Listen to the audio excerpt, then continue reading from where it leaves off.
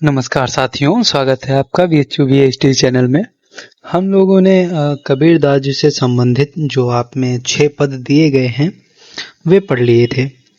अब चूंकि कबीरदास जी से संबंधित केवल व्याख्याएं ही नहीं पूछे जाएंगे आपके पेपर में, उनसे संबंधित जो प्रश्न भी हैं कुछ बनेंगे वे भी पूछे जाएंगे, ठीक है।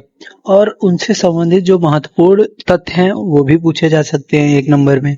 तो इसीलिए अब हम लोग कबीरदास जी से संबंधित उनका जीवन परिचय देखेंगे, ठीक है, और उनसे संबंधित प्रश्न देखेंगे कि कौन कौन से प्रश्न बन सकते हैं। तो यहाँ मैंने उन प्रश्नों का चयन किया है चूंकि अभी तो नया सिलेबस आया है। इससे पहले जो सिलेबस चलता था उसमें भी कबीरदास जी थे और उसमें भी उनके कई दोहे और कई पद सिलेबस में थे। तो उनसे भी संबंधित जो प्रश्न पूछे जाते थे, ठीक है, वे कुछ प्रश्न इस प्रकार हैं। जैसे कबीर की भक्ति के दार्शनिक पक्ष का विवेचन कीजिए, 2014-15 में पूछा गया था। कबीर की भक्ति के सामाजिक संदर्भ की प्रासंगिकता पर विचार कीजिए, ठीक है। इसी प्रकार कबीरदास जी की क्रांतिकारी चेतना बताइए, सामाजिक चेतना बताइए, ठीक है, उनकी भाषा शैली कैसी थी, ठीक है। तो उनका काव्य, जैसे कि उन्होंने अपने काव्य में क्या क्या समाहित किया है, ठीक है, कैसी भाषा थी, कैसे उन्होंने लिखा, क्या लिखा, ठीक है। तो इन सभी पे प्रश्न पूछे जाते हैं। तो इनका हम लोग एकदम विस्तार से उत्तर लिखेंगे, कैसे उत्तर लिखना है ये सभी हम लोग आगे जानेंगे। फिलहाल अभी हम लोग देख लेते हैं कि ये तो आपके दीर्घ उत्तरीय प्रश्न हो जाएंगे। ये लगभग आपको 300, 400 या 500 वर्ड में इसके आंसर लिखने होंगे। 10 नंबर के प्रश्न आते थे।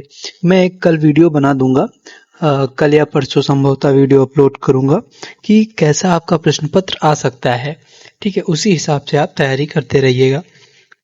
तो अब ये तो हो गए दीर्घ उत्तरीय प्रश्न टाइप। अब लघु उत्तरीय प्रश्न भी पूछे जाएंगे। ये तो पिछली बार का है, इसको आप न देखिए। ये अति लघु उत्तरीय प्रश्न है। अब जो हम लोग संक्षिप्त जीवन परिचय पढ़ेंगे कबीरदास जी का, ठीक है, उसके अनुरूप हम लोग देख सकते हैं कि ये जो एक एक अंक वाले प्रश्न पूछे जा सकते हैं आप में, कि जैसे कबीरदास का पालन पोषण किसने किया था, बीजक किसकी रचनाओं का संग्रह है, कबीर किस धारा के कवि हैं, ठीक है। तो ऐसे प्रश्न आपकी परीक्षा में पूछे जा सकते हैं। उसीलिए हम लोग उनका जीवन परिचय देख लेना आवश्यक है। तो देखिए, जीवन परिचय क्या होता है। अब हम लोग कबीरदास जी का पढ़ रहे हैं, उन्होंने पद लिखे, उन्होंने कई पद लिखे, कई दोहे लिखे। तो वो कैसे लिखे होंगे। अब देखिए, कोई भी व्यक्ति है तो या तो उसका जो साहित्य होगा, उसका जो काव्य होगा, वह उसकी जीवन में जो घटित घटनाएं हैं, जो उसने स्वयं वेदना की है, ठीक है, उसके बारे में लिखेगा, या तो जो वो अपने समाज में देख रहा है उसके बारे में लिखेगा। तो जब हम किसी व्यक्ति के जीवन परिचय के बारे में जान जाते हैं कि उसका कैसा जीवन रहा है, ठीक है, तो हम उसके द्वारा लिखे गए काव्यों को भी अच्छी प्रकार से जान जाएंगे। तो अब जैसे कि मुंशी प्रेमचंद जी की कई कहानियां आप लोगों ने पढ़ी होंगी, और नहीं पढ़ी हैं तो आगे पढ़ेंगे। तो उसमें क्या है, जैसे मुंशी प्रेमचंद जी के दूसरा 2 विवाह हुए थे, ठीक है। उनकी जो माता थी, वे उनका देहांत पहले ही हो गया था बचपन में, तो उसका भी दुख उन्होंने सहा है। उनकी जो सौतेली माँ है, ठीक है, उनसे काफी उन्हें प्रताड़ना मिली, उसका भी दुख सहा है। तो वे उनकी कहानियों में दिखाई पड़ता है। तो उसी प्रकार अब कबीरदास जी हैं, ठीक है, तो उन्होंने अपने जीवन में जातिगत भेदभाव को काफी सहा है, ठीक है, और उन्होंने समाज में भी काफी चीजें देखी, जिसके अनुरूप वे अपने काव्य में फिर उसी हिसाब से उन्होंने अपना काव्य लिखा। तो आइए देखते हैं, जीवन परिचय उनका देखते हैं। तो इनका जन्म 1398 ईस्वी में और मृत्यु 1518 ईस्वी में हुई। जन्म स्थान वाराणसी के लहरतारा नामक गांव उत्तर प्रदेश में। मृत्यु स्थान मगहर जिला बस्ती उत्तर प्रदेश।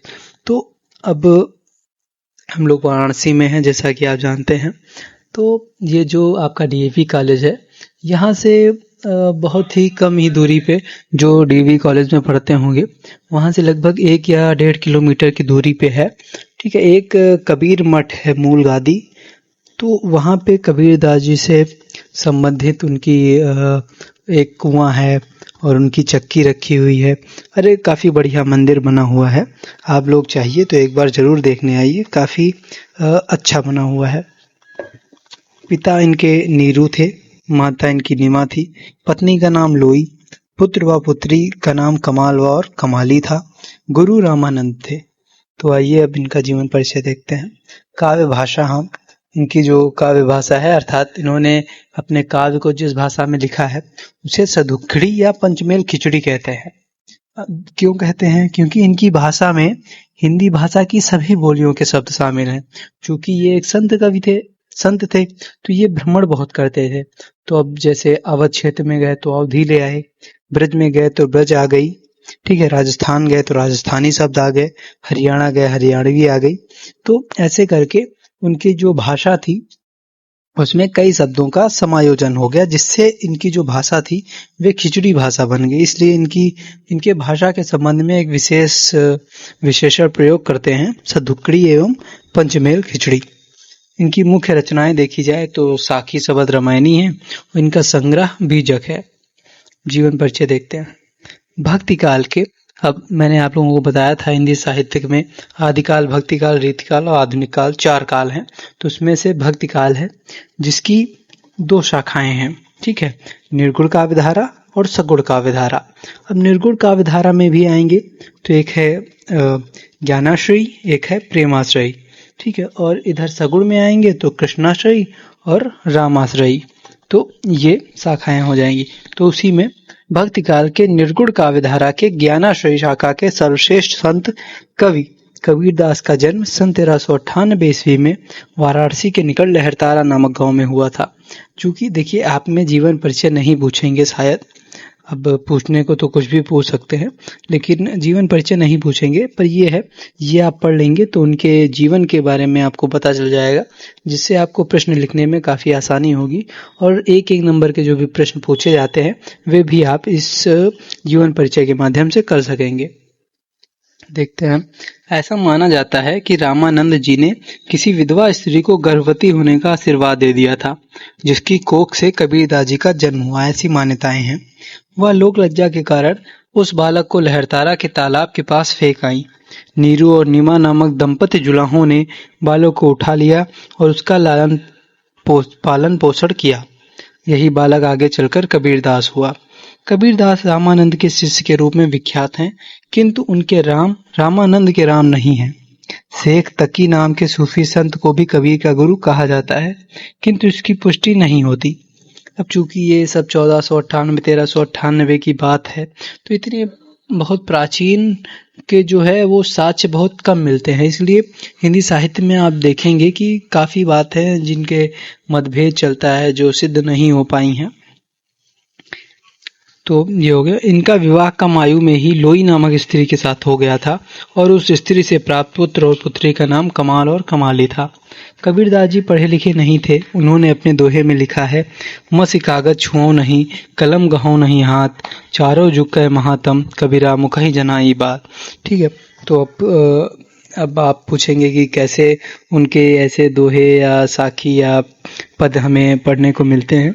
तो उनके जो शिष्य थे, उनके जो अनुकरण करने वाले थे, उन लोगों ने इसको लिपिबद्ध किया। कबीर के जाति के विषय में यह दुविधा बराबर बनी रही है।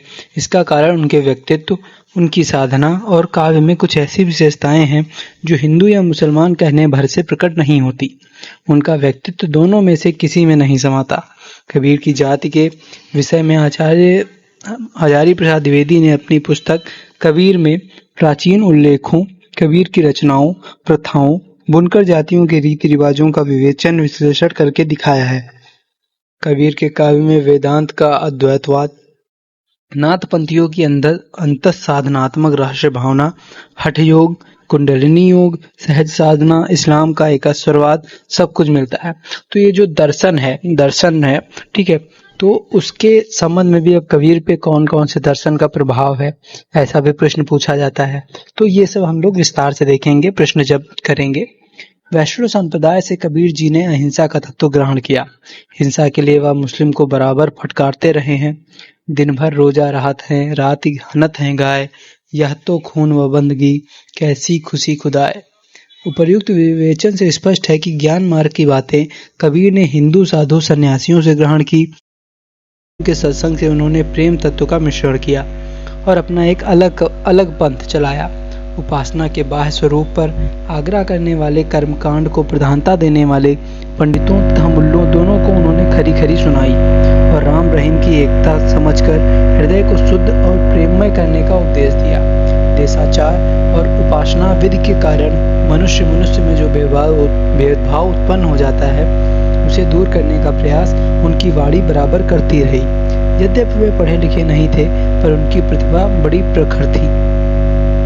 अनेक प्रकार के रूपकों और अन्योक्तियों द्वारा ही उन्होंने ज्ञान की बातें कही हैं, जो नदी न होने पर भी वाग वैचित्र के कारण अपढ़ लोगों को भी चकित किया करती थी। अनूठी अन्योक्तियां द्वारा ईश्वर प्रेम की व्यंजना सूफियों में बहुत प्रचलित थी। जिस प्रकार कुछ वैष्णवों माधुर्य भाव से उपासना प्रचलित हुई थी, उसी प्रकार सूफियों में भी ब्रह्म को सर्वव्यापी प्रियतम या मासूम मानकर हृदय से उद्गार प्रदर्शित करने की प्रथा थी। इसको कबीर ने ग्रहण किया। कबीर की वाणी में स्थान स्थान पर भावात्मक रहस्यवाद की जो झलक मिलती है वह सूफियों के सत्संग का प्रसाद है। कहीं उन्होंने ब्रह्म को खसम या पति मानकर अन्योक्त बांधी है और कहीं स्वामी या मालिक जैसे मुझको तू क्या ढूंढे बंदे मैं तो तेरे पास में। ठीक है, तो कबीरदास जी में ये था कि अब उन्होंने जिस धर्म से जिस संप्रदाय से जो कुछ मिला उसको ग्रहण किया और अपने काव्य में उसको उतारा। तो ये हो जाएगा। कबीर की वाणी का संग्रह बीचक के नाम से प्रसिद्ध है, जिसके 3 भाग किए गए हैं, रामायणी, सबद और साखी। इसमें वेदांत तत्व, हिंदू मुसलमान को फटकार, संसार की अनित्यता, हृदय की शुद्धि, प्रेम साधना की कठिनता, माया की प्रबलता, मूर्ति पूजा, तीर्थाटन आदि की असारता, हज, नमाज, व्रत, आराधना की गौरता इत्यादि अनेक प्रसंग हैं। सांप्रदायिक शिक्षा और सिद्धांत के उपदेश मुख्यतः साखी के भीतर हैं, जो दोहों में है। इसकी भाषा सदुक्कड़ी और राजस्थानी पंजाबी मिली खड़ी बोली है, पर रामायणी और सबद में गाने के पद हैं। जैसे आप लोगों में जो पद हैं वो सब गीत पद हैं, गाए जा सकते हैं। ठीक है, तो ये सब रामायणी और सबद से लिए गए हैं, जिनमें काव्य की ब्रज भाषा और कहीं कहीं पूर्वी बोली का भी व्यवहार है। पूर्वी बोली, अब जैसे हम लोगों ने भोजपुरी देखी है, भी आप में एक पद है जिसमें भोजपुरी का प्रयोग किया गया है। भाषा बहुत परिष्कृत और परिमार्जित न होने पर भी कबीर की उक्तियों में कहीं कहीं विलक्षण प्रभाव और चमत्कार है। प्रतिभा उनमें बड़ी प्रखर थी, इसमें संदेह नहीं। उस समय समाज में यह कुरीति व्याप्त थी कि जो व्यक्ति काशी में मरेगा वो मोक्ष की प्राप्ति करेगा और जो मगहर में मरेगा वे नरक की प्राप्ति करेंगे। इस कुरीति को तोड़ने के लिए कबीर अपने अंतिम समय में मगहर चले गए और वहीं पर सन 1518 ईस्वी में इनका निधन हो गया। ठीक है, तो ये आपका कबीरदास जी से संबंधित संक्षिप्त जीवन परिचय हो गया। ठीक है, अब हम लोग देखेंगे कबीरदास जी से संबंधित जो महत्वपूर्ण प्रश्न मैंने ऊपर बताए हैं, और भी जो कुछ प्रश्न बन सकते हैं इस पे भी मैं बताऊंगा, और उन सभी को प्रश्न को कैसे आपको लिखना है ये भी मैं आपको बताऊंगा। तो चैनल के साथ जुड़े रहिए, लाइक कीजिए और अपने दोस्तों के साथ शेयर अवश्य कीजिए। धन्यवाद।